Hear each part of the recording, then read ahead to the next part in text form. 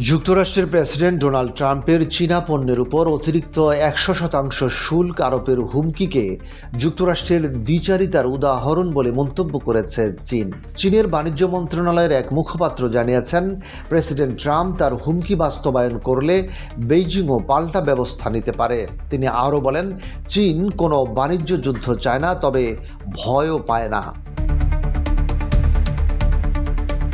গত শুক্রবার ট্রাম্প চীনের রেয়ার আর্থ বা বিরল ধাতু রপ্তানিতে নতুন বিধিনিষেধ আরোপের সমালোচনা করে বেইজিংকে অত্যন্ত শত্রুতাপূর্ণ বলে অভিহিত করেন। তিনি আরও অভিযোগ করেন, চীন বিশ্বকে বন্দী করার চেষ্টা করছে। সেই সঙ্গে এ মাসের শেষে চীনের প্রেসিডেন্ট শি জিনপিংয়ের সঙ্গে নির্ধারিত বৈঠক থেকেও সরে আসার হুমকি দেন। তবে রোববার নিজের সামাজিক মাধ্যমে পোস্টে ট্রাম্প লেখেন, চীনের বিষয়ে চিন্তা করবেন না, সব ঠিক হয়ে যাবে। অত্যন্ত সম্মানিত প্রেসিডেন্ট শি সাময়িকভাবে হতাশ হয়েছেন। তিনি নিজের দেশের মন্দ চান না, আমিও চাই না। যুক্তরাষ্ট্র চীনকে সাহায্য করতে চায়, ক্ষতি নয়। ট্রাম্পের এসব মন্তব্যে শুক্রবার শেয়ার বাজারে অস্থিরতা দেখা দেয়।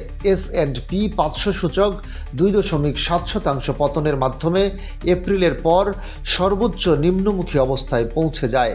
এতে নতুন করে আশঙ্কা তৈরি হয়েছে যুক্তরাষ্ট্র চীন বাণিজ্য যুদ্ধ পুনরায় শুরু হওয়ার। চলতি বছরের মে মাসে দুই দেশ একে অপরের পণ্যের উপর ত্রিগুণ শুল্ক প্রত্যাহারে সম্মত হয়। তবে এখন যুক্তরাষ্ট্রে চীনা পণ্যে আগের তুলনায় 30% বেশি শুল্ক আরোপিত হচ্ছে।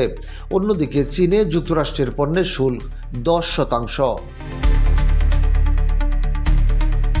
বাণিজ্য মন্ত্রণালয়ের লিখিত প্রতিক্রিয়ায় চীন জানিয়েছে, যুক্তরাষ্ট্র দীর্ঘদিন ধরে জাতীয় নিরাপত্তার অজুহাতে রপ্তানি নিয়ন্ত্রণের অপব্যবহার করছে এবং চীনের বিরুদ্ধে বৈষম্যমূলক নীতি অনুসরণ করছে।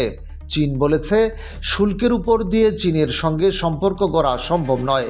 আমাদের অবস্থান পরিষ্কার, আমরা বাণিজ্য যুদ্ধ চাই না, তবে ভয়ও পাই না। গত সপ্তাহে চীন ঘোষণা দেয় যে তারা রেয়ার আর্থ সহ উন্নত প্রযুক্তি উৎপাদনে ব্যবহৃত গুরুত্বপূর্ণ উপকরণের রপ্তানি আরও কঠোরভাবে নিয়ন্ত্রণ করবে। বিশ্বের প্রায় 90% রেয়ার আর্থ প্রক্রিয়াজাত করে চীন। এগুলো সৌর প্যানেল, স্মার্টফোন সহ আধুনিক প্রযুক্তি পণ্য তৈরিতে অপরিহার্য। ওয়াশিংটন ও বেইজিংয়ের সাম্প্রতিক মন্তব্যকে অনেকে আসন্ন বাণিজ্য আলোচনার আগে নিজেদের অবস্থান শক্ত করার কৌশল হিসেবে দেখছেন।